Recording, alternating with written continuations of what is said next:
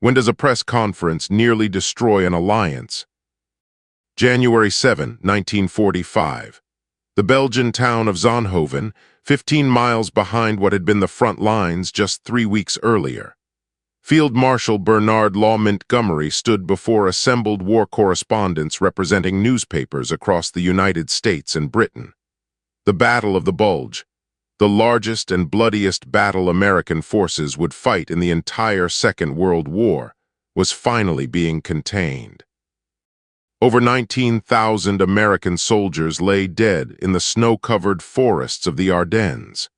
Montgomery was about to claim credit for saving them all. What he said in the next 30 minutes would trigger a command crisis so severe that General Omar Bradley, commander of the United States 12th Army Group, would draft his resignation within 24 hours. Winston Churchill would be forced to deliver an emergency speech before Parliament within 11 days to prevent the collapse of the Anglo-American alliance.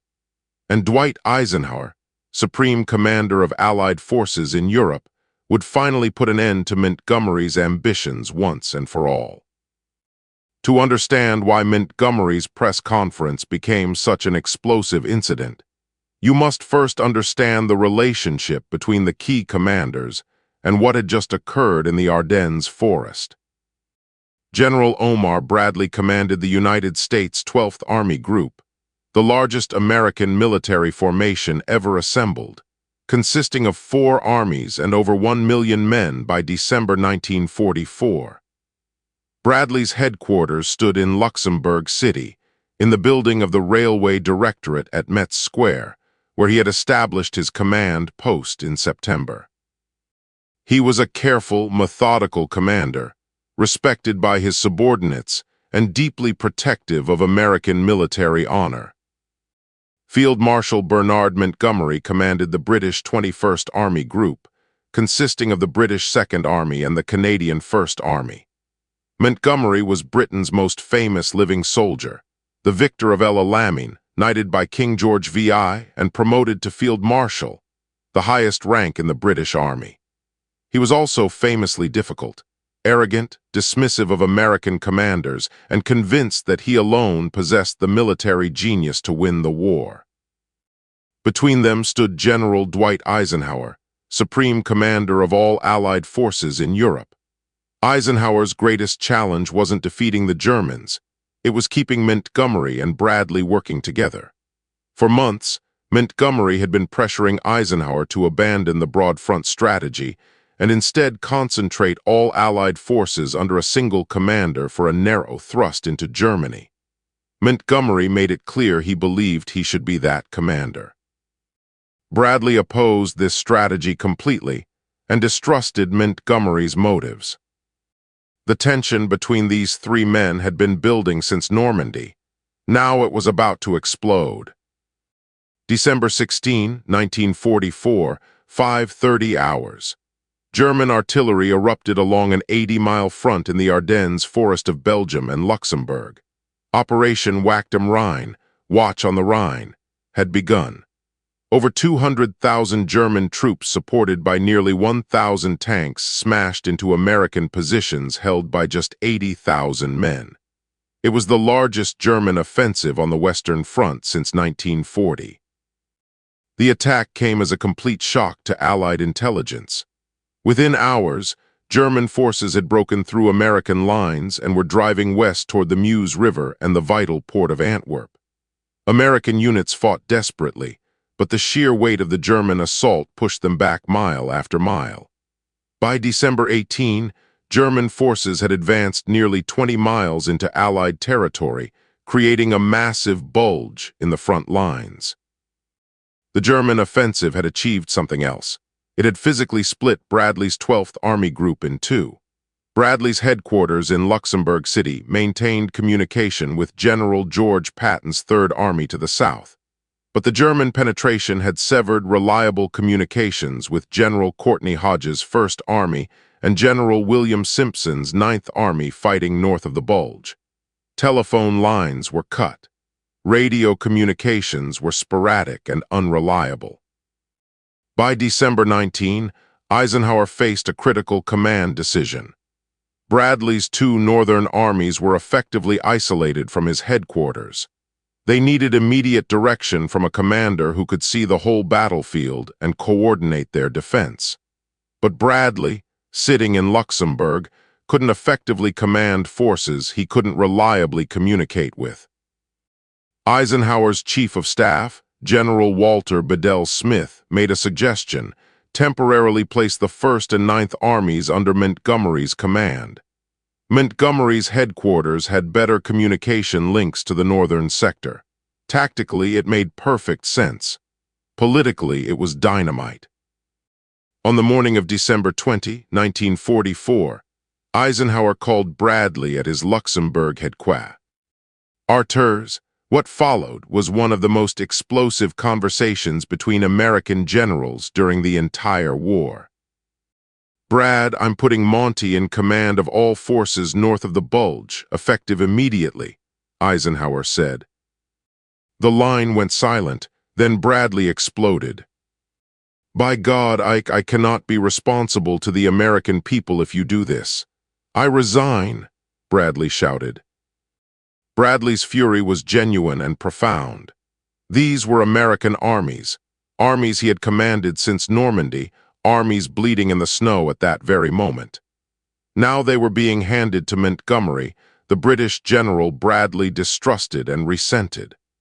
Bradley saw it as a vote of no confidence in American leadership, a humiliation, and a reward for Montgomery's constant scheming for more authority. Eisenhower turned red but kept his voice level. "Brad, I, not you, am responsible to the American people," he replied.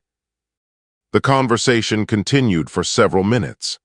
Eisenhower explained the communication problems, the tactical necessity, the temporary nature of the arrangement.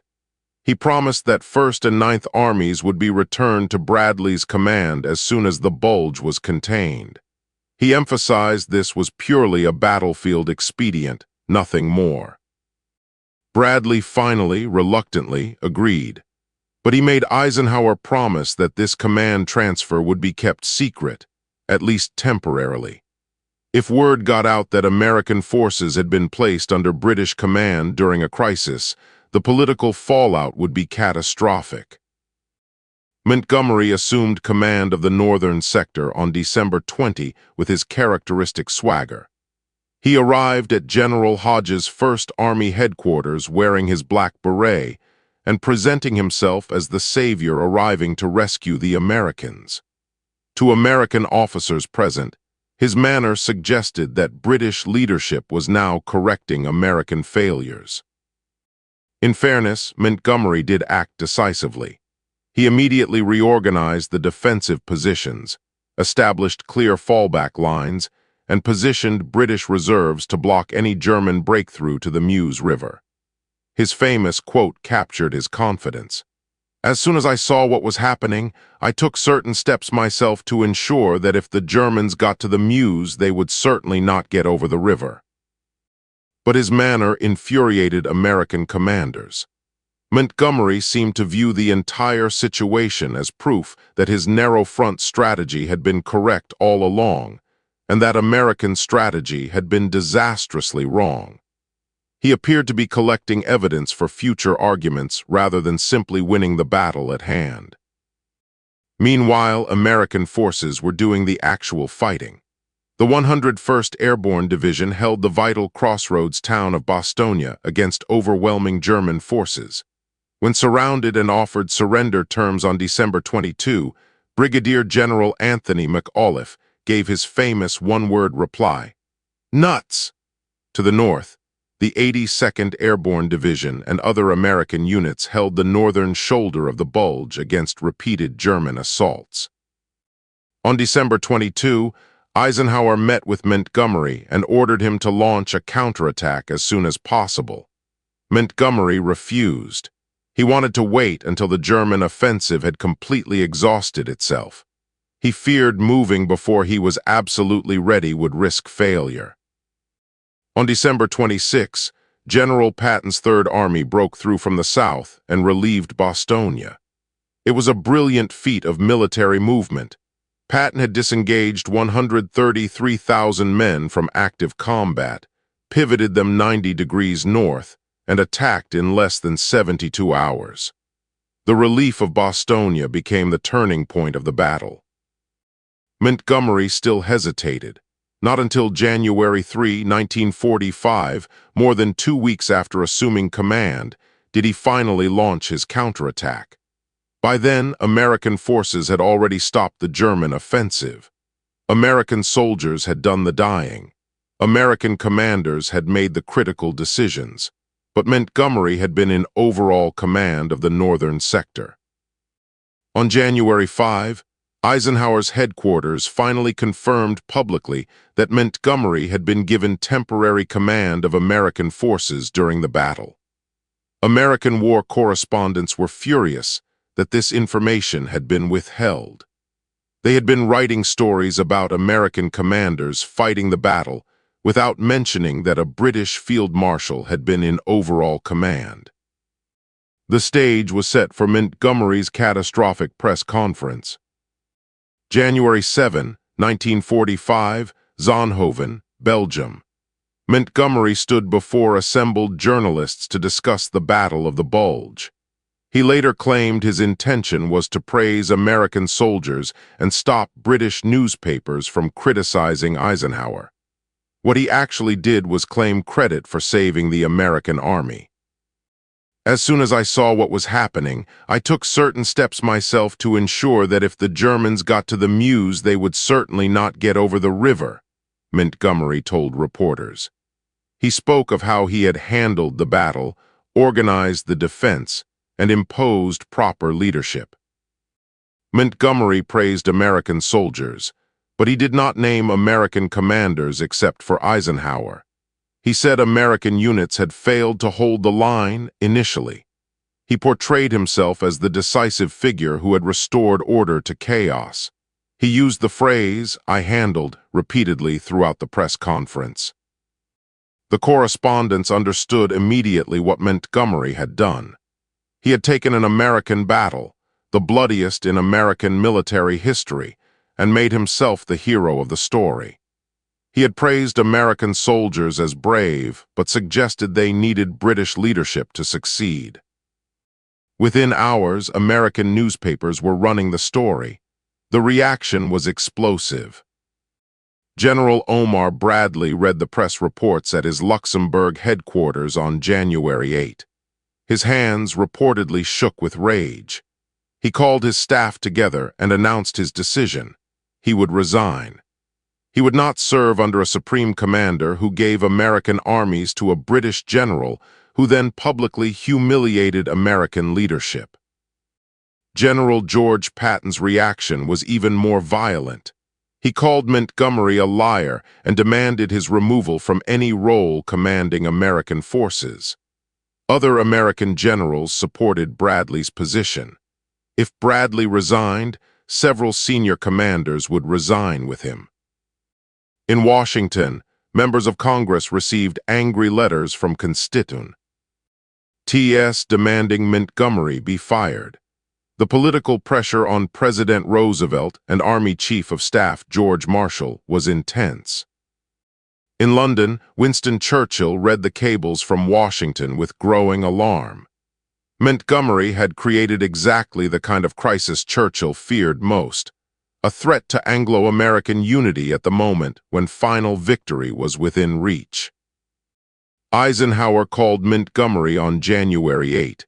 His message was blunt. The press conference had created a firestorm. American generals were threatening to resign. The command structure was on the verge of collapse. Montgomery was genuinely surprised. He claimed he had been trying to praise American soldiers.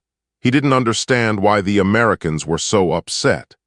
This reaction, his inability to comprehend what he had done, made the situation worse. Eisenhower demanded Montgomery issue a clarification. Montgomery complied, but even his clarification revealed his arrogance. He wrote that he was absolutely devoted to Ike and thought Eisenhower was one of the great Allied leaders of this war. The phrasing suggested Montgomery saw himself as Eisenhower's equal or superior, not his subordinate. Eisenhower then faced the hardest conversation of his command, convincing Bradley to withdraw his resignation. "Brad, I've done everything I can to repair the damage," Eisenhower told him. "I'm asking you to withdraw your resignation for the sake of Allied unity and winning the war." Bradley agreed, but only after Eisenhower made specific promises. First, Montgomery would never again command American forces except in the most extreme emergency. Second, Eisenhower would maintain personal command of the Allied offensive into Germany. No more temporary arrangements, giving Montgomery expanded authority. Eisenhower gave those promises. The immediate crisis was resolved, but the damage was permanent. On January 18, 1945, 11 days after Montgomery's press conference, Winston Churchill stood before the House of Commons. He had delayed his remarks to allow American anger to cool slightly, but the crisis demanded his personal intervention. Churchill's words, preserved in the official parliamentary record, were carefully calculated. "The United States troops have done almost all the fighting and have suffered almost all the losses." He continued, "Care must be taken not to claim for the British Army an undue share of what is undoubtedly the greatest American battle of the war and will, I believe, be regarded as an ever-famous American victory." Churchill had thrown Montgomery under the bus to save the alliance. It worked. The political crisis in Washington subsided. Bradley remained in command. The alliance held. But the military consequences were profound. Montgomery had wanted expanded command authority for the final offensive into Germany. After his press conference, Eisenhower ensured he would never receive it. Montgomery commanded only British and Canadian forces for the remainder of the war. American generals actively worked to exclude him from major roles in the final campaigns. The Battle of the Bulge itself ended on January 25, 1945, when American forces closed the Bulge and restored the original front lines. American casualties totaled approximately 89,000, including 19,000 killed. German casualties exceeded 100,000. It was the costliest battle in American military history. Montgomery received no American decorations for his role in the battle. The official U.S. Army history credits the victory to American commanders and soldiers, with Montgomery's contribution described as coordinating rather than decisive. General Bradley later wrote in his autobiography, "A Soldier's Story," that Montgomery's press conference was the moment he learned to never trust the British field marshal again. Perhaps most significantly, the crisis changed Eisenhower himself. Before January 1945, Eisenhower had worked constantly to accommodate Montgomery's demands and keep the alliance harmonious. After the press conference and Bradley's resignation threat, Eisenhower stopped negotiating and started commanding. When Montgomery made further demands for increased authority, Eisenhower's response was essentially, "Comply or I'll go to Marshall, and Marshall will back me every time." The warmth between Eisenhower and Montgomery never returned. Their meetings became formal and brief rather than cordial.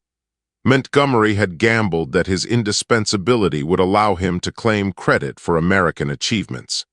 Instead, he ensured his own marginalization for the final 5 months of the European War. On May 7, 1945, Germany surrendered unconditionally. The war in Europe was over. Montgomery accepted the German surrender on behalf of Allied forces in northern Germany, but the victory celebration centered on American and Soviet commanders, not the British field marshal who had nearly fractured the alliance with a single press conference. This was just one of countless untold stories from the Second World War. Subscribe to World War II Frontlines as we continue to bring these forgotten chapters of history back to life.